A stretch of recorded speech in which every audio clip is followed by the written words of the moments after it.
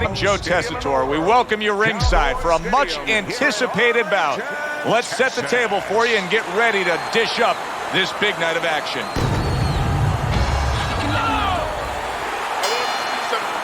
Opening stanza of this 12-round fight.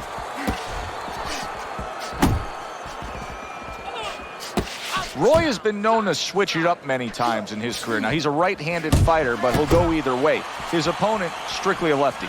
You know, that won't bother Roy Jones because he's so unorthodox, so used to doing things different ways. Sometimes what people would say is the wrong way, that seeing somebody unorthodox in front of him, well, it's like seeing a cousin. It's like seeing a friend. It doesn't throw him off.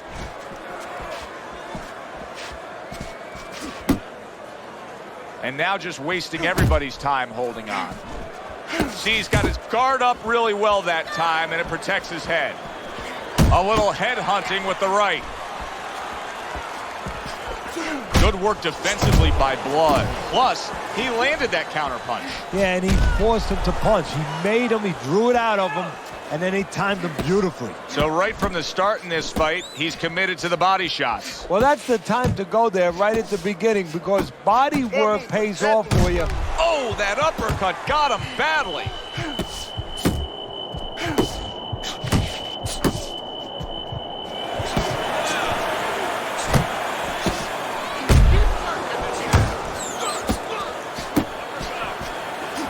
Zones in on that overhand right.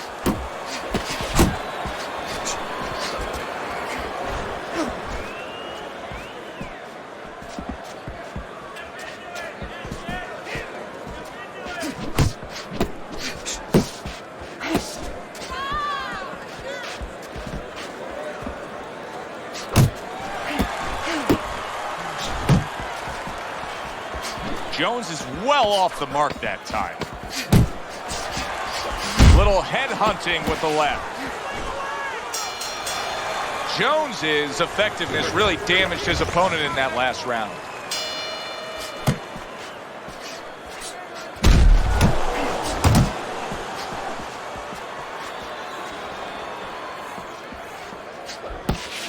Tried to land that upstairs and was off the mark.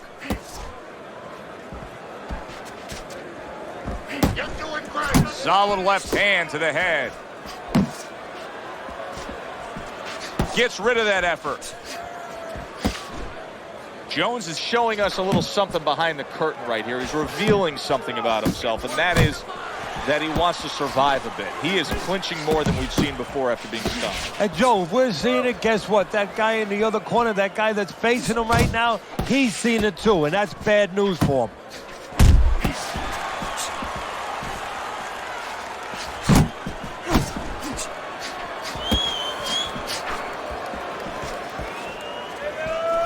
Halfway through round number 2. Trying to time that straight left hand, and he does so with ease.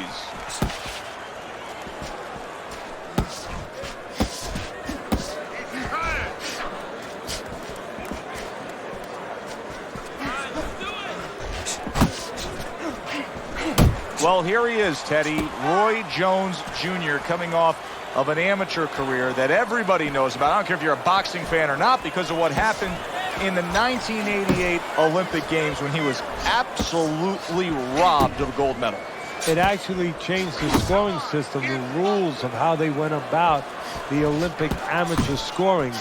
They instituted a new program because of that terrible robbery. But you know what? We look at the negative. I'll tell you the positive. That stays with you. It stayed with Holyfield when he did not get a chance to get his gold medal in the Olympics, when he was disqualified, where a lot of people thought he shouldn't have been disqualified. It has stayed with Jones. It has made him become a top pro. It has been a memory that has burned in his consciousness.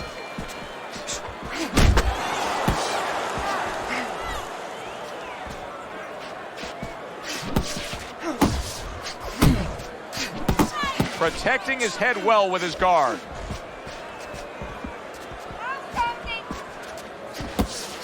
That right hand over the top lands flush. Crawford's tagged by a hook. Teddy, I don't think he's got visions of sticking around too long. He's landed power punches. Crawford's ruined with that punch right there. Blood's legs can't fail him now. Oh, my, is he taking damage. That's right where he wants him, backed up into the corner. And now he brings the left hand upstairs.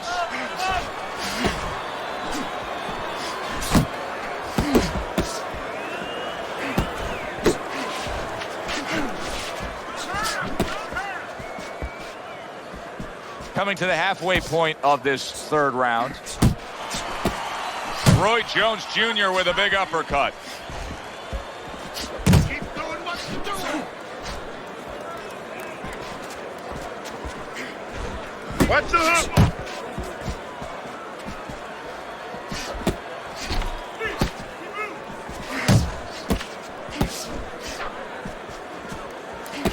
Crawford's left landing well. Good body shot. The right hand came home.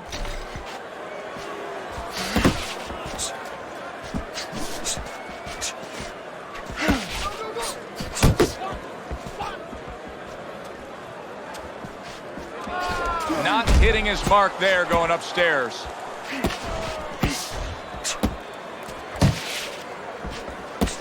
Ten seconds to go in this third round.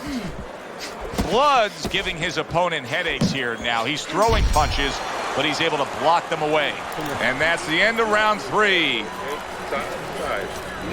As we start round number 4, not a lot separating these guys. Sometimes you can steal a round or two just by being the busier guy. Yeah, it reminds me a little bit about those legendary stories the old-timers used to tell me about Rocky Marciano. You know, they used to say that he used to hit the guy's arms. You know, he wasn't scoring clean, but he was keeping his opponent from scoring back. And then later in the fight, he was disabling his opponent from coming back. There you go.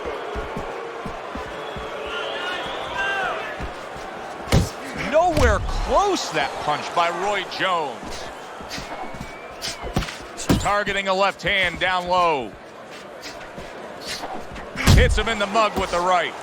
Roy Jones Jr. is throwing a lot of punches, but he's also creating a lot of room for his opponent. Yeah, he is, and he's also walking straight in. His opponent was a little bit mobile. He's going to be able to step to the side as he walks in and get a clean shot. Halfway through this round here. Roy Jones Jr. with a left. Roy Jones Jr.'s jammed by an uppercut.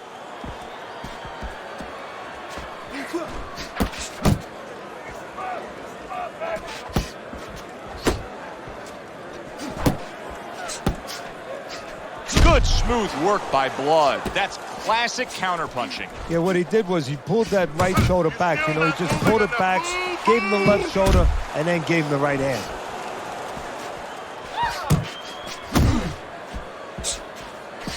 Committing to the work downstairs with the left.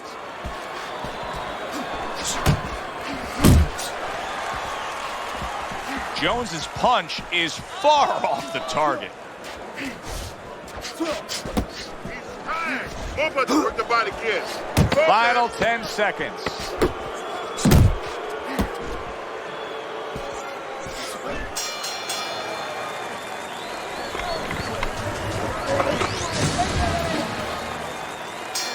Back underway here to live fight action. Tough fight to score. Very, very even, closely contested bout throughout. That is my favorite punch there is. A forceful uppercut by Crawford.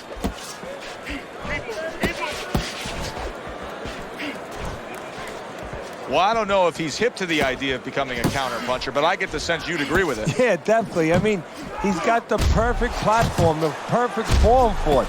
The guy's walking in right now, not moving his head much. He can time him, he can counter him. A little something of his own. Blocks the shot, brings back the uppercut. Nice.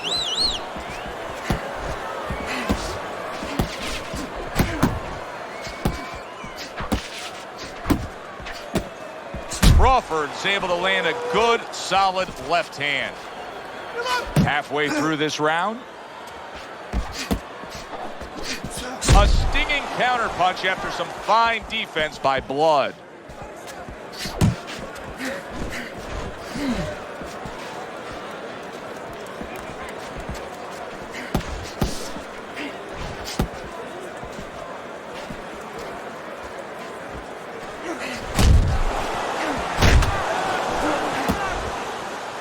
Not much action as he just ties up.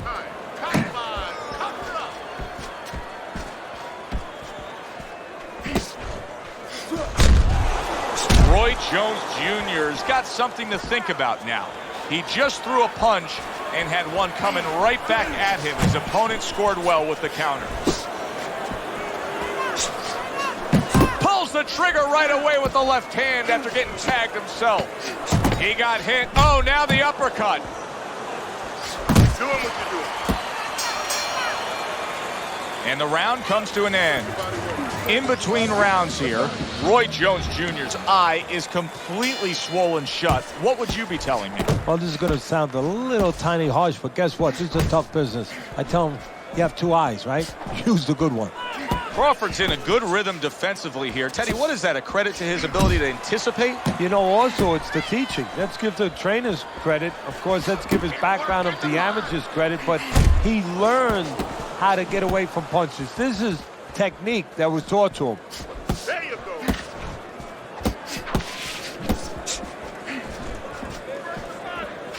Just still not moving it out. Move. Solid left hand from Roy. Crawford staying away from trouble. He's out there on the outside.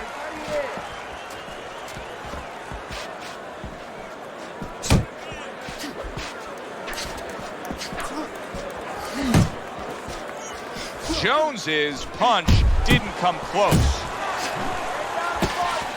Halfway through round 6.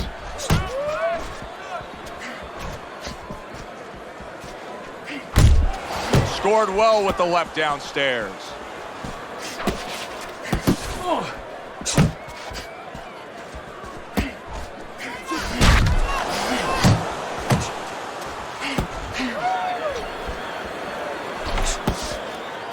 What a damaging blow. Nice hook upstairs.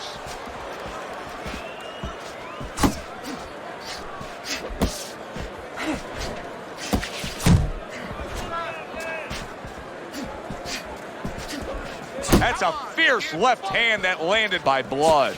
Roy Jones Jr.'s not having things go his way tonight, but there's one easy explanation for it. He's barely moving. He's just stationary there. And his opponent's taking great advantage of that. He's coming in, he's finding them, he's giving them angles. You know, I think part of it is frustration. He's not moving because he's being kept off balance, and right now he's just not thinking right. And that round is underway, and we are halfway through the scheduled slate.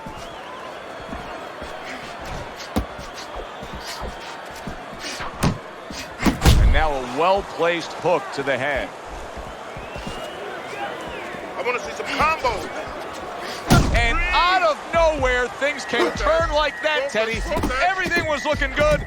Now it's looking bad for him. Well, that's exactly why, because nothing was coming at him. His opponent wasn't throwing back. He got a little lax, and he paid a price.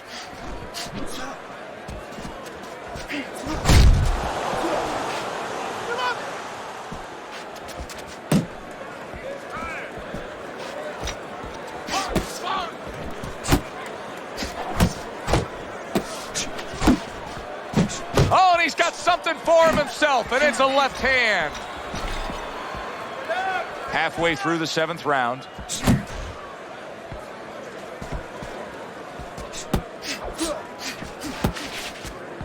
Keep moving. You're not focusing. Nice. Jones has got to figure out a way to do something different here. I mean, I know he's committed to being a counterpuncher, but right now he's giving rounds away. Yeah, he is, because he's waiting for things to happen that are not happening. You know, he's laying back, he's waiting for the guy to walk in. See, to be a good counterpuncher, an effective counterpuncher, guy has to come close to you. But his opponent's staying at a distance. He's not giving him anything to counter. Unable to score with the hook. Roy Jones Jr.'s opponent landing an effective counterpunch right there.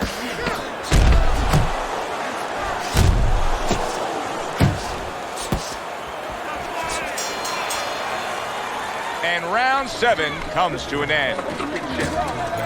Take your jab. And he goes jab. Teddy's scorecard has him trailing by a significant margin here as we start round number 8. Is there any hope that he can get back into this fight? He doesn't look like a guy that can. There's always hope, Joe. I mean, that's what this business is about. It's about finding ways, about overcoming. Right now, he needs to ask himself the question, am I in or am I out? Keep moving, keep moving. Here's one for you now, he says, right back with the left hand. Move.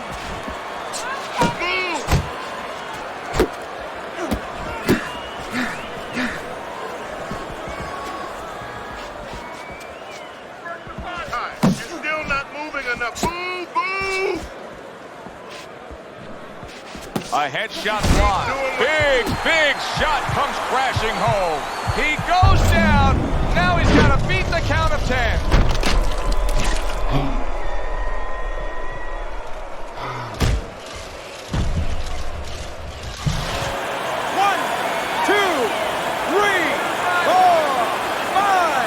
So after being knocked down, now some major questions to be answered by Roy Jones Jr.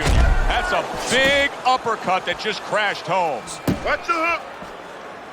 Now he ties up there. A little give and take, and here comes the left hand. Solid. This is going to take some guts to get up from this. Once again, he goes down.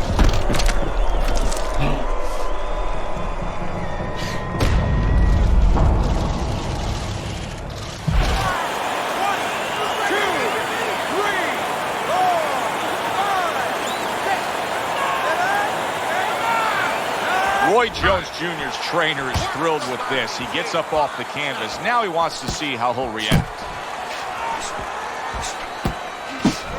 Teddy, I'm looking at him right now. He looks completely gassed. Is there anything that can be done to boost his energy back up? Yeah, what you got to do is you got to tell him in the corner, listen. Oh, and there you go. Oh, that's a big shot. Roy Jones Jr.'s hurt. He's down and hurt. Can he beat the count? Right now, he's thinking about another line of employment. 1,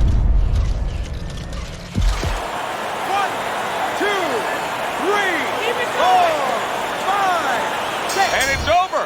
Look at this. Crawford's corner is already celebrating. His opponent unable to beat the count. Ladies and gentlemen, by way of knockouts, your winner, Crawford.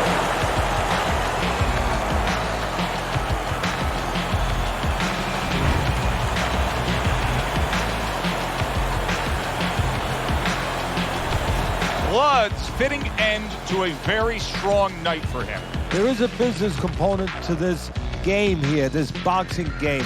And the business component is, yeah, you got to win, but you want to win spectacularly. You want to get people interested, excited.